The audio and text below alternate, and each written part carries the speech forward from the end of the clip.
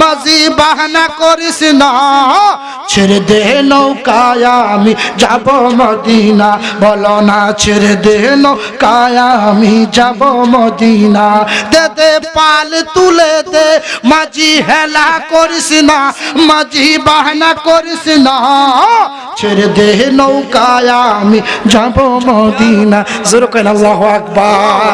ওই খাজা বাবা থেকে অনেক লম্বা আলোচনা বোঝা যায় খাজা বাবা বাজান এমনিতে পীর হয় নাই, ওনার জীবনে খুললে পাওয়া যায় উনি হাফেজ ছিলেন। কি ছিলেন? সবাই বলতে হবে কি ছিলেন? শুধু হাফেজ নয়, উনি মুফতি ছিলেন, মুহাদ্দিস ছিলেন। উনি হাদিস শাস্ত্র অন্তরে ঢুকায় ফেলছেন, তরিকত শিখছেন।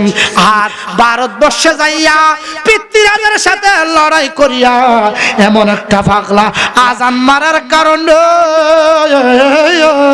90 লক্ষ হিন্দু ওনার কাছে কালেমা পড়ে মুসলমান হয়ে গেছে।